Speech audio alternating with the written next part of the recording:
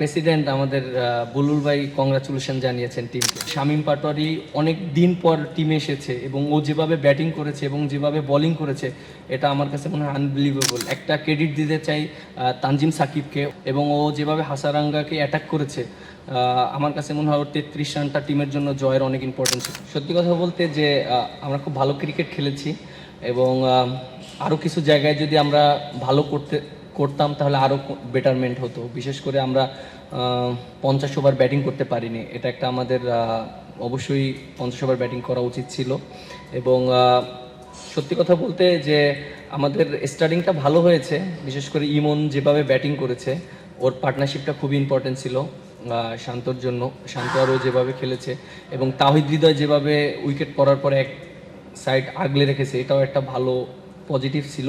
But আমাদের পার্টনারশিপটা বড় করতে পারিনি, এটা একটা আমরা কনসার্ন। এবং আমাদের মিডল ওভারে উইকেট পড়ে গেছে, এখানেও আমরা যদি একটু ভালো করতাম তাহলে হয়তো সিনারিওটা অন্যরকম হতো। তানভীরের জন্য আপনার ডেবু হয়েছে 28 বছর বয়সে বাংলাদেশের প্রেক্ষাপটে, হুইচ ইজ ভেরি রেয়ার, এবং 28 বছর বয়সে ডেবুর পর সেকেন্ডেতে আপনি 5 পেয়েছেন। তো এটা একটা মিথ ভাঙার প্রসেস কিনা যে আসলে বয়স আর কোনো ম্যাটার করবে না, এইজ ইজ জাস্ট নাম্বার?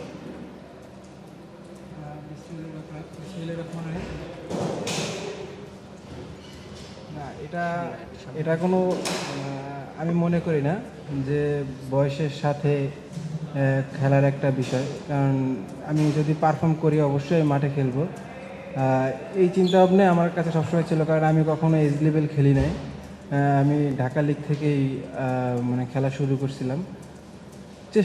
চেষ্টা করছি যে না, ওইভাবেও সম্ভব। মনে করেন ক্রিকেটের সামনে আগানো, নিজের লক্ষ্যে পৌঁছানোর জন্য চেষ্টা করছি। ইনশাল্লাহ আল্লাহ অনেক দিন পর মুখ তুলে তাকাইছে যে international man of the match হয়েছি, আলহামদুলিল্লাহ। আপনি প্রথম 2টা ওভার আপনার ঠিক ভালো যায়নি, 22 রান দিয়েছিলেন প্রথম 2 ওভারে। এরপর আপনি খুব দারুণভাবে কামব্যাক করেছেন। লাস্ট 8 ওভারে মানে সব মিলে আপনি 39 রান দিয়েছেন, উইকেট পেয়েছেন 5টা। মানে পরের ওভারগুলোতে আপনার মাইন্ডসেটটা কী ছিল আসলে কামব্যাকের? প্রথম আমরা যখন যে রানটা আমরা করছি, ক্যাপ্টেন এবং আরও ম্যানেজমেন্ট যারা ছিল সবাই বলছে এই রানটা আমরা ডিফেন্ড করতে পারবো। কারণ আমরা যদি এরকমভাবে উইকেট আমাদের পড়ে যেতে পারে এত কম রানে, ইনশাল্লাহ আমরা আমাদের সবার ভিতরে ওই বিশ্বাসটা ক্যাপ্টেন এবং ম্যানেজমেন্ট সবাই দিছে যে আমরাও পারবো। এবং প্রথম 2 ওভারে যে আমি যখন 22 রান খাইছি, ক্যাপ্টেন আমার পাশে এসে বললো যে তানভীর, বলাররাই মার খায়, তুই পারবি, ঠিক আছে, আমি তোরে একটা বিশ্বাস দিলাম যে তুই সর্বোচ্চ দিয়ে চেষ্টা কর, তোর ওই ডিফেন্সিভ বোলিংয়ের কোনো প্রয়োজন নাই, তোর উইকেট টেকিং বোলিং করতে হবে। আর ক্যাপ্টেনের কথা মতো ইনশাল্লাহ ট্রাই করছি, আলহামদুলিল্লাহ ভালো কিছু হয়েছে। প্রথম ম্যাচ যখন হারলেন স্বাভাবিকভাবে একটা প্রেশার ক্রিয়েট হয়েছিল, বাট দ্বিতীয় ম্যাচে নামার আগে আসলে ড্রেসিং রুমের পরিবেশটা কেমন ছিল বা মাইন্ডসেটটা কী ছিল, কী কাজ করছিল আপনাদের মাঝে? মানে ম্যাচটা আত্মবিশ্বাসটা কতটা ছিল? দেখেন, অবভিয়াসলি ফার্স্ট ম্যাচটা আমরা যেভাবে হেরেছি এটা আসলে আমরা কেউই মেনে নিতে পারিনি। বিশেষ করে খেলাটা আমাদের দিকেই ছিল, আপনারা দেখেছেন একটা ওভারে মোমেন্টাম চেঞ্জ হয়ে গিয়েছে। বাট তারপরও আমাদের বিশ্বাসটা ছিল যে আমাদের টিমের ভিতরে যে আমরা খুব ভালো ক্রিকেট খেলেছি, আমরা কামব্যাক করতে পারি। এবং দেখেন যে আমাদের টিমের ভিতরে ওই বুস্টআপটা ছিল, সেজন্য কিন্তু আজকেও কিন্তু দেখেন আমরা অনেক রকম ব্যাটিং ক্লাবস করেছি, তারপরে কিন্তু আমরা ঘুরে দাঁড়িয়েছি। বিশেষ করে আমি অবশ্যই একটা ক্রেডিট দিতে চাই তানজিম সাকিবকে, ও যেভাবে ব্যাটিং করেছে লাস্টের দিকে, কারণ ওর রানটা খুবই ইম্পর্টেন্ট ছিল। এবং ও যেভাবে হাসারাঙ্গাকে অ্যাটাক করেছে আমার কাছে মনে হয় ওর 33 রানটা টিমের জন্য জয়ের অনেক ইম্পর্টেন্ট ছিল। কারণ এই উইকেটে লাস্ট উইকেটে 220 রান যদি হতো আর 250 রান, দুই রকম সিনারিও। সো অবভিয়াসলি ওকে ক্রেডিট দিতে চাই। এবং ওভারঅল আমাদের টিমের ভিতরে সবার কনফিডেন্ট ছিল এবং সবাইকে বুস্ট আপ করেছে, এই জিনিসটা খুব ভালো লেগেছে। এবং সবার ভিতরে ওই আত্মবিশ্বাসটা ছিল যে আমরা ঘুরে দাঁড়াতে পারি, এর জন্যই আমরা পেরেছি। তানভীর, আপনাকে অভিনন্দন শুরুতে আপনার 5 উইকেটের জন্য। তবে আপনার কাছে একটা প্রশ্ন হচ্ছে, আপনার বোলিং অ্যাকশন নিয়ে মাঝখান দিয়ে কথা হচ্ছিল, আপনি ওইটা নিয়ে আসলে কিভাবে কাজ করলেন বা এখন মানে কি ধরনের কাজ করতেছেন?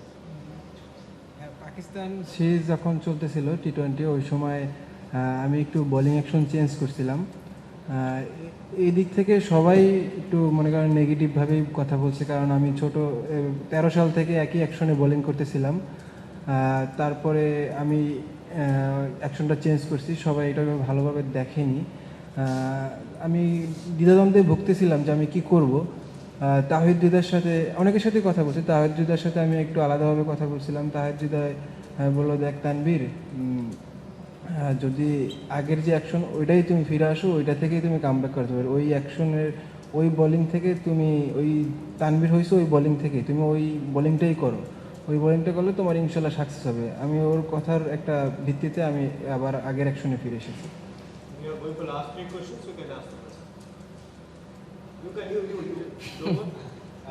মিরাজের কাছে প্রশ্ন, ম্যাচের টার্নিং পয়েন্ট, যদিও তানভীর 5 উইকেট পেয়েছে, তারপরও আপনার কাছে কি মনে হয় যে ম্যাচের টার্নিং পয়েন্ট কোনটা? মানে লিয়ানাগের উইকেটটাই কিনা একটা, আর 2 নাম্বারটা হচ্ছে যে যেহেতু সিরিজ ডিসাইডারটা পারলে গেলে তো হবে, পারলে গেলে তো আপনাদের জয়ের শ্রীলঙ্কাকেই হারিয়েছেন আপনারা, সেই ম্যাচটা, এই ম্যাচের রসদটা, আত্মবিশ্বাসটা কতটুকু ওই ম্যাচের জন্য থাকবে? আমার কাছে মনে হয় যে টার্নিং পয়েন্ট বলতে প্রত্যেকটা মোমেন্টামই আমাদের জন্য টার্নিং পয়েন্ট ছিল। আপনি দেখেন যে আমাদের অ্যাট দ্য সেম টাইম উইকেটগুলো দরকার ছিল। তানভীর যেভাবে বোলিং করেছে ও কুশলের উইকেটটা যেভাবে নিয়েছে, কারণ আপনি দেখেন 9 ওভারে প্রায় 70+ রান ছিল।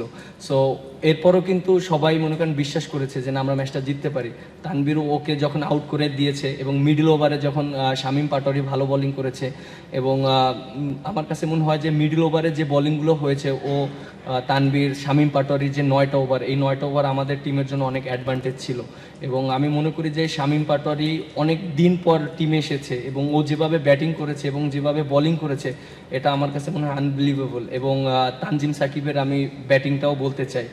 আর উপর থেকে ইমন যেভাবে ব্যাটিং করেছে, সত্যি কথা বলতে এই জিনিসগুলো যদি আমরা আরও বেটার করতে পারি তাহলে আরও বেটার হবে। সো আমার কাছে মনে হয় এই 3টা পয়েন্ট খুবই টার্নিং পয়েন্ট ছিল আমাদের জন্য। হ্যাঁ, ও অবভিয়াসলি এক এক হয়েছে। অবভিয়াসলি থার্ড ম্যাচটা আমরা আরও পরিকল্পনা করতে পারবো, আমাদের সময় আছে। আমরা কোন জায়গাটা আমাদের ল্যাকিংসগুলো আছে, আপনারা দেখেন যে আমরা ম্যাচ জিতেছি, হ্যাঁ, বাট আমাদের কিছু কিছু জায়গায় আমাদের ইমপ্রুভ করতে হবে। দেখেন 2টা ম্যাচ খেলেছি, আমরা এখনও 50 ওভার ব্যাটিং করতে পারিনি।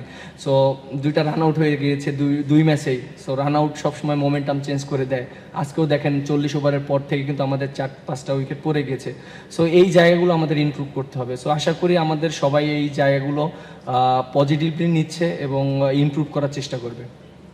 মিরাজ, ম্যাচের বাইরের একটা প্রশ্ন, আপনি এখানে আসার পথে দেখলাম নাফিস ভাই আপনাকে একটা ফোন কল দিয়ে রাখছে, আপনি কথা বলতেছেন, এটা কি প্রথম উপদেষ্টা ছিল নাকি বিসিবি প্রেসিডেন্ট? মানে আপনি হাসতে হাসতে কথা বলতে বলতে আসছেন। না না, প্রেসিডেন্ট আমাদের বুলুল ভাই কংগ্রাচুলেশন জানিয়েছেন টিমকে। তানভীর, আপনার কাছে প্রশ্ন যে মানে আপনার স্পিনার হিসেবে আপনার নিজের বোলিংয়ের মানে স্ট্রেংথ কোনটা বলে আপনি মনে করেন? আরেকটা হচ্ছে যে আপনার কোনো রোল মডেল আছে কিনা যাকে আপনি ছোটবেলা থেকে ফলো করেন? না, সেরকম কেউ নেই, কিন্তু আমার বোলিং স্ট্রেংথ আমি মনে করি ভালো একটা জায়গায় গুড লাইন লেন্থ চিন্তা করি, এই চিন্তা করে বল করি, আর চিন্তা করি সবসময় টার্ন করাবো, কারণ স্পিনার মানেই তো একটা টার্ন। এই